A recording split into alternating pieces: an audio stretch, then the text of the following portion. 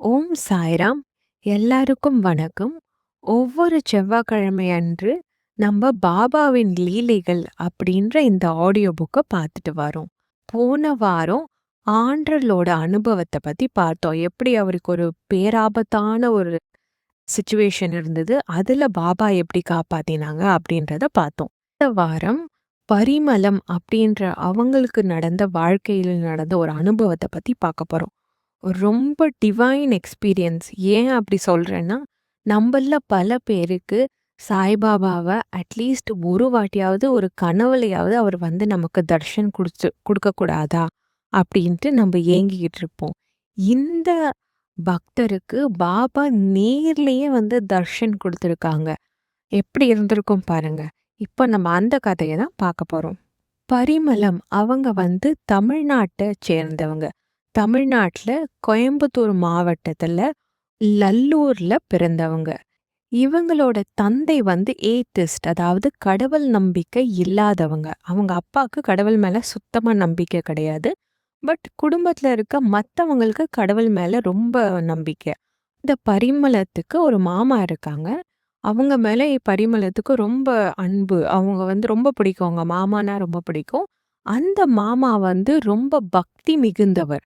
அவரு எப்பவுமே வந்து நெறைய சாதுக்களையும், துறவிகளையும் போய் சந்திக்கக்கூடியவர். அப்படி சந்திக்கும்போது இந்த பரிமளத்தையும் கூட கூட்டிட்டு போவாங்க. இவங்களும் நெறைய துறவிகள சந்திச்சிருக்காங்க. அது மட்டும் இல்லாம அவங்க மாமா வந்து நெறைய சேவைகள்ல ஈடுபடுறதால, இந்த பொண்ணையும் வந்து நெறைய சேவைகள் பண்ணணும். அந்த மாரி சாமியாருக்கு, துறவிங்களுக்கு சாப்பாடு சமைச்சு பரிமாறுதல் இதெல்லாம் பண்ணணும்னு சொல்லியிருக்காங்க. அந்த பொண்ணும் நெறைய சேவைகள் பண்ணியிருக்காங்க. இந்த பரிமளம் அவங்களுக்கு ஒரு 10 வயசு இருக்கும். அந்த வயசுல அவங்களுக்கு ஒரு பெரிய அனுபவம் கிடைச்சது. அது என்னன்னா, சாய்பாபாவ நேர்ல பார்க்குற ஒரு பாக்கியம் அவங்களுக்கு கிடைச்சது. நிறைய பக்தர்களுக்கு பாபாவோட ஒரு தரிசனம் கிடைக்கணும். அட்லீஸ்ட் கனவுலயாவது பார்க்கணும் அப்படின்ற ஒரு ஆசை இருக்கும். நெறைய பேர் ஏங்கிக்கிட்டு இருக்கோம். நான் இந்த பரிமளத்துக்கு பாபாவ நேர்லயே பார்க்குற பாக்கியம் கிடைச்சது. 1960ல இந்த லீலா நடந்தது. ஒரு நாள் காலையில அவங்க விளையாடிட்டு இருக்கும்போது, திடீர்னு அவங்க வீட்ட விட்டு ஓடி வந்தாங்க. ஓடி வெளியில வந்து விளையாடுறதுக்கு ஓடி வந்தாங்க. அப்போ ஓடி வரம்போது வெளிய ஒரு துறவி, அவர் வந்து ஒரு பெரிய கல்லு, அது மேல உட்கார்ந்துட்டு இருக்காங்க ஒரு துறவி. அவங்களோட அந்த துறவியோட ஃபேஸ் வந்து எப்படி இருக்குன்னா, அவங்க முகத்துல அப்படி ஒரு ஒளி. ஒரு 1000 சூரியன வந்து ஒண்ணா வச்சா ஒரு ஒளி வரும்ல, அந்த அளவுக்கு ஒரு ஒளி அவங்க அவங்க அந்த துறவியோட ஃபேஸ்ல இவங்க பார்த்தாங்க. இந்த குழந்தை பார்த்தாங்க. பார்த்துட்டு அந்த துறவி கிட்ட, "ஐயா நீங்க இங்கேயே இருங்க. நான் உள்ள போய் எங்க மாமாவ கூட்டிட்டு வரேன்." அப்படின்னு சொன்னாங்க. அதுக்கு அந்த துறவி சொன்னாங்க, "நான் உன்ன சந்திக்க தான் வந்திருக்கேன். நீ ஒரு நல்ல பெண். உன் வாழ்க்கை சிறப்பாக அமையும்." அப்படின்னு அவங்க சொன்னாங்க. அந்த துறவி அந்த பாப்பா கிட்ட சொன்னாங்க. அந்த பாப்பா அத கேட்டுட்டு, உள்ள போய் மாமாவ கூட்டிட்டு வந்துரலாம் அப்படின்னு சொல்லிட்டு குடுகுடுன்னு வீட்டுக்குள்ள போய் அவங்க மாமாவ கூப்பிட்டுட்டு வர போயிட்டாங்க. போயிட்டு அவங்க மாமாவ கையோட கூட்டிட்டு வராங்க. கூட்டிட்டு வெளியில வந்து பார்த்தா, அந்த துறவியும் இல்ல, அந்த கல்லும் இல்ல. 2மே மறைஞ்சு போயிடுச்சு. இந்த கதைய வந்து அந்த பாப்பா யார்கிட்ட சொன்னாலும் அவங்க வீட்ல யாருமே நம்பல. இவ வந்து ஏதோ கனவு காண்டியிருக்கா, இல்ல வந்து இது ஒரு இமேஜினேஷன் அப்படின்ட்டு விட்டுட்டாங்க. ஆனா இந்த சம்பவத்துக்கு அப்புறம் அந்த பரிமளம் அவங்க வந்து அவங்களுக்கு வந்து என்ன ஆவுதுன்னா, ஃப்யூச்சர்ல என்ன நடக்க போதோ, அது இப்பவே அவங்களுக்கு தெரிய ஆரம்பிச்சிடுச்சு. அதாவது ஃப்யூச்சர் ப்ரிடிக்ஷன் பண்ண முடிஞ்சிடுச்சு. இத வந்து அவங்க மத்தவங்க கிட்ட சொல்லும்போது யாருமே நம்பல. அவங்கள சீரியஸா எடுத்துக்கவே இல்ல. இது அவங்க சொன்னபோது. அப்புறமா 1967ல அவங்களுக்கு வந்து திருமணமாகி, அவங்க வந்து சென்னைக்கு போயிட்டாங்க. அங்க அவங்க ஒரு கப்பல சந்திக்கிறாங்க. அவங்க வந்து இவங்கள எதேர்ச்சியா மயிலாப்பூர்ல இருக்க சாய்பாபா கோயிலுக்கு கூட்டிட்டு போறாங்க. இதுவரைக்கும் அவங்களுக்கு சாய்பாபான்னா யாருன்னே தெரியாது. ஸோ குழந்தையிலேருந்து அவங்க வந்து அந்த துறவிய சந்திக்கிறாங்க. சந்திச்சுட்டு அவங்களால ஃப்யூச்சர ப்ரெடிக்ட் பண்ண முடியுது. இதுவரைக்கும் அவங்களுக்கு சாய்பாபான்ற ஒரு கடவுள் இருக்கிறாங்க. சாய்பாபா ஒரு செயிண்ட் அந்த மாரி அவங்களுக்கு எதுவுமே தெரியாது. அங்க அந்த கோயில்ல அவங்க பாபாவோட ஒரு ஃபோட்டோவ பார்க்குறாங்க. பார்த்த உடனே அவங்க என்ன யோசிக்கிறாங்கன்னா, இந்த முகத்த நான் இதுக்கு முன்னாடி எங்கேயோ பார்த்துருக்கேன். ஏன்னா, இப்பதான் அவங்க ஃபர்ஸ்ட்டு பாபா கோயிலுக்கு மயிலாப்பூர்ல போறாங்க. ஆனாலும் அவங்களுக்குள்ள ஒரு ஃபீலிங் இவங்க இந்த இந்த கடவுள் ஃபேஸ் பார்க்குறாங்களே, பாபாவோட ஃபேஸ பார்த்து, எனக்கு இவங்கள ஆல்ரெடி தெரியும். நான் இவங்கள எங்கேயோ பார்த்துருக்கேன் அப்படின்னு அவங்க யோசிக்கிறாங்க. யோசிச்ச உடனே டக்குன்னு மின்னல் மாதிரி அவங்களுக்கு ஒரு ஞாபகம் ஒண்ணு வருது. அதாவது அவங்க சின்ன வயசுல ஒரு துறவிய சந்திச்சாங்க இல்லையா? நம்ம வெளியில வீட்டு விளையாடிக்கிட்டு வெளியில வந்தோம். அப்போ ஒரு துறவிய பார்த்தோம். அந்த ஃபேஸ் அவங்களுக்கு டக்குன்னு ஞாபகத்துக்கு வருது. ஒரு மின்னல் மாரி அந்த ஒரு மெமரி அவங்களுக்கு ஃபிளாஷ் ஆயி வருது. இப்போ இத அவங்களோட கணவர்கிட்ட அவங்க சொல்றாங்க. இந்த மாரி நான் சின்ன வயசுல ஒரு துறவிய பார்த்தேன். எனக்கு நல்லா ஞாபகம் இருக்கு. அவரு இவரு தான். அப்படின்ட்டு பாபாவோட கோயில்ல பாபாவோட ஃபோட்டோ பார்த்து எனக்கு இந்த ஃபேஸ் நல்லா தெரியுது. இது பாபா தான் நான் முன்னாடி சின்ன வயசுல பார்த்தேன். அப்படின்னு அவங்க சொல்றாங்க. ரொம்ப எக்ஸைட் ஆயி ரொம்ப சந்தோஷமா சொல்லிட்டு இருக்காங்க இந்த கதைய.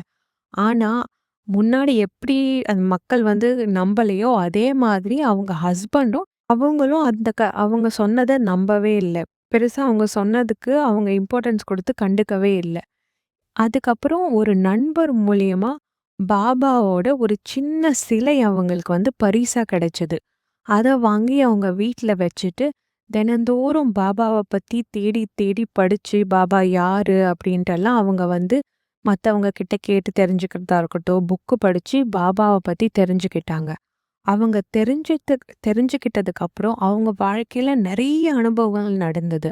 அதுல அவங்க ஒரு அனுபவத்த சாய்லீலா மேகசின்ல சொல்லியிருக்காங்க. சில ஆண்டுகள் கழிச்சு இந்த பரிமளம் அவங்களுக்கு ஒரு கடுமையான வயித்து வலி வந்திருக்கு. அது எதனால வருதுன்னு தெரியல. ஆனா ரொம்ப சிவியர் பெயின். ரொம்ப கடுமையான வலி. வலி குறைய மாட்டேங்குது. நாளுக்கு நாள் அதிகமாயிட்டே போகுது. அவங்க நெறைய டாக்டர்ஸ் கிட்ட போய் பார்த்தாங்க. எந்த டாக்டராலயும் இந்த வலி ஏன் வருதுன்னு சொல்ல முடியல. அவங்க டாக்டர்ஸும் மருந்து குடுக்குறாங்க. ஆனா அந்த மருந்தால அவங்களுக்கு வலி குறைய மாட்டேங்குது. ஸோ இவங்க வேற வேற நெறைய டாக்டர்ஸ் கிட்ட போய் பார்த்துட்டாங்க. கடைசியா டாக்டர்ஸ் என்ன சொல்லிட்டாங்கன்னா, இது குணப்படுத்த முடியாது. ஏன்னா இது ஏன் வருதுன்னே தெரியல. அதனால இது குணப்படுத்த முடியாத ஒரு ஒரு வியாதி அப்படின்னு சொல்லிடுறாங்க. அது மட்டும் இல்லாம இது வயித்த வலியோட நிக்காம கொஞ்ச நாள் கழிச்சு இவங்களுக்கு வாந்தியும் வர ஆரம்பிச்சிடுச்சு. வயித்த வலி, வாந்தி, உடல் ரொம்ப சோர்வடைஞ்சு போயிட்டாங்க இவங்க. கொஞ்ச நாள் கழிச்சு இவங்க எடுத்துக்கிட்ட மருந்தால அவங்களுக்கு எந்த பிரயோஜனமும் இல்லன்றதால, அவங்க ஒரு மாரி வெறுத்து போய், இனிமே நான் மருந்தே சாப்பிட போறதில்ல. என் வலி குணமாகாது. நான் மருந்து சாப்பிட போறதில்லன்னு சொல்லிட்டு மருந்து சாப்பிடயும் நிறுத்திட்டாங்க. மருந்து சாப்பிடுறது நிறுத்தினதுனால அவங்களோட கண் பார்வையும் கொஞ்சம் கொஞ்சமா குறைய ஆரம்பிக்குது. உடலும் ரொம்ப சோர்ந்து போய் ரொம்ப ஒல்லி ஆயிட்டாங்க. கண்ணோட கண்ணோட பார்வையும் கொஞ்சம் குறைய ஆரம்பிச்சிடுச்சு. ஒரு நாள் பார்த்தீங்கன்னா, கண்ணு சுத்தமா தெரியாம அப்புறம் மறுபடியும் கொஞ்சம் கண் பார்வை வருது. கண்ணு மங்கலாயி மறுபடியும் வருது. அந்த மாரி வந்ததால டக்குன்னு அவங்கள எமர்ஜென்சில கூட்டிட்டு போயிட்டாங்க ஹாஸ்பிட்டலுக்கு.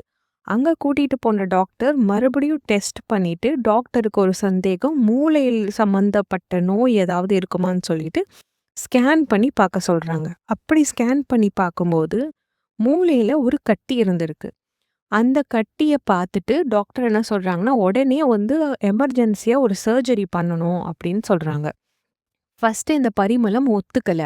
அதுக்கப்புறம் ஒரு வேண்டுகோள் வச்சாங்க. அவங்க சிகிச்சைக்கு ஒத்துக்கணும்னா, பாபாவ அவங்க கூடவே வச்சுக்கணும். அவங்க பாபா எப்பவுமே அவங்களோட சர்ஜரி பண்ணும்போது கூடவே இருக்கணும். அப்படின்றத ஒரு வேண்டுகோள ஒரு ரெக்வெஸ்ட்டா வச்சாங்க. இப்போ இத கேட்ட டாக்டர், அவரும் ஒரு பாபா டிவோட்டி. அவரும் ஒரு பாபாவோட பக்தர். ஸோ அவர் என்ன பண்ணார்னா, ஒரு சின்ன சிலைய அவங்களுக்கு கிஃப்ட்டா அந்த டாக்டரே குடுக்குறாங்க. இத நீங்க அறுவை சிகிச்சை ஃபுல்லாவுமே நீங்க இத வச்சுக்கலாம் அப்படின்ட்டு சொல்லி அவங்க குடுக்குறாங்க. அப்புறம் அந்த சிகிச்சை அவங்க ஸ்டார்ட் பண்ண ஆரம்பிச்சுட்டாங்க.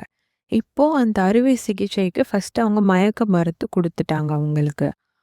குடுத்துட்டு டாக்டர்ஸ் என்ன பண்றாங்கன்னா, அவங்களோட கட்டிய பத்தி மத்த டாக்டர்ஸ் கிட்ட அந்த ஆப்ரேஷன் டைம்லயே அதோட சைஸ் பெருசா இருக்கு அப்படின்ட்டு அந்த ஆப்ரேஷன் பண்ணும்போதே அவங்களுக்குள்ள டிஸ்கஸ் பண்ணிக்கிறாங்க. ஆனா, மயக்க மருந்து குடுத்ததுக்கு அப்புறமும் இவங்களுக்கு அவங்க என்ன பேசுறாங்கன்றது அவங்களால கேட்க முடிஞ்சிருக்கு. அதுக்கப்புறம் திடீர்னு ஒரு மாரி வயலட் கலர், அதாவது ஊதா நிறம். கொஞ்ச நேரத்துக்கு அப்புறம் அது பச்சை கலர் ஆயிருக்கு. பின்னாடி ஒரு தங்க கலர்ல, ஒரு கோல்டு கலர்ல நம்பளால சொல்ல முடியாத அளவுக்கு ஒரு பியூட்டிஃபுல் ஷைனியான ஒரு கோல்டு கலர் ஒளி அவங்களுக்கு தெரிய ஆரம்பிக்குது. அதுக்கப்புறம் அவங்க வந்து ஒரு குறுகிய ஒரு சந்து, அத நோக்கி வந்து அப்படியே ஃப்ளோட் ஆயி மிதந்து போறாங்க. சாலையில் ஒரு ரோடு மாரி இருக்கு. அந்த சாலையில இந்த சைடும், அந்த சைடும் கம்ப்யூட்டர் வச்சிருக்காங்க. அந்த கம்ப்யூட்டர்ல என்னெல்லாம் நடக்குது அப்படின்றதெல்லாம் ரெக்கார்ட் ஆவறா மாரி அவங்க அத ஃபீல் பண்றாங்க. இது வந்து நம்ப என்ன நெனைக்கிறோமோ, அத வந்து இந்த கம்ப்யூட்டர் ரெக்கார்ட் பண்ணுது. ரெக்கார்ட் பண்ணட்டும்னு இவங்க நெனைக்கிறாங்க. அவங்க அப்படியே ஒரு மாரி மிதந்துகிட்டே போறாங்க. கடைசியா ஒரு பெரிய ஒரு திறந்த வெளியில அவங்க அப்படியே மிதந்துகிட்டு போறாங்க. அங்க பார்த்தீங்கன்னா, ஒரு பியூட்டிஃபுல்லான ஒரு பியானோ இசை அவங்களால கேட்க முடிஞ்சது. அப்படியே ஒரு ஒரு மியூசிக்கல் கான்சர்ட், ஒரு பியானோ மியூசிக்கல் கான்சர்ட் இருந்தா எப்படி இருக்கும்? அந்த மாரி ஒரு 5 1/2 மணி நேரம் அவங்களுக்கு மட்டுமே வந்து ஒரு பியூட்டிஃபுல்லான ஒரு பியானோ இசை அவங்களுக்கு கேட்டுது. இந்த பியானோ இசையில அப்படியே அவங்க மெய்மறந்து 5 1/2 மணி நேரம் அவங்க வந்து அதுல கழிச்சாங்க. கரெக்ட்டா அந்த பியானோவும் முடியுது. அவங்க ஆப்ரேஷனும் அதே டைம்ல முடிஞ்சிடுது. அப்புறமா சக்சஸ்ஃபுல்லா அவங்க ஆப்ரேஷன் முடிஞ்சு, அவங்கள வந்து அந்த அறுவை சிகிச்சை வார்ட்லருந்து ஆப்ரேஷன் முடிஞ்சு ஒரு வார்டுக்கு கூட்டிட்டு போவாங்கல்ல, அந்த வார்டுக்கு கூட்டிட்டு போறாங்க. அப்புறம் அவங்க உடல்நிலையும் நல்ல முன்னேற்றம் தெரியுது. நல்லா ஆயிடுறாங்க. இதுக்கப்புறம் என்னெல்லாம் நடந்ததோ, அத வந்து அந்த டாக்டர் கிட்ட சொல்றாங்க. அந்த டாக்டரும் ஒரு சாய் பக்தர். அவரால நம்பவே முடியல. அவர் வந்து வியப்புல அவரு 2 கையையும் தூக்கிட்டு, "ஓ மை காட்!" அப்படின்னு அந்த டாக்டர் சொல்றாங்க. இப்ப வந்து இத கேட்ட எல்லாருமே நெகிழ்ந்து போயிட்டாங்க. பாபா வந்து எப்படி ப்ராமிஸ் பண்ணாரோ, கூடவே இருப்போம். ஏன்னா, இந்த பரிமளம் அவங்க வந்து பாபா கூடவே இருக்கணும். எனக்கு இந்த ஆப்ரேஷன் முழுக்க பாபா கூடவே இருக்கணும்னாங்க. பாபாவும் அதே மாரி 5 1/2 மணி நேரம் கிட்டத்தட்ட அவங்கள வந்து வேற ஒரு உலகத்துக்கே கூட்டிட்டு போயி, 5 1/2 மணி நேரம் கூடவே வச்சிருந்து அந்த ஆப்ரேஷனையும் நல்லபடியா முடிச்சு குடுத்தாங்க. இந்த சாய் லீலாவ நான் இங்க முடிக்கிறேன். இந்த சாய் லீல பார்த்தீங்கன்னா, 1999ஆம் ஆண்டு, அதாவது 1999 ஆண்டு ஆகஸ்ட் 24ஆம் தேதி இந்த அறுவை சிகிச்சை நடைபெற்றது. இத வந்து பரிமளம் அவங்களே சாய்பாபா சாய் லீலா மேகசின்ல பதிவு பண்றாங்க. இந்த லீலைய எப்பயும் போல நமக்கு வினி அம்மா ஷேர் பண்ணாங்க. எல்லாருக்கும் ரொம்ப நன்றி. ஓம் சாய்ராம். குருதேவ தத்த.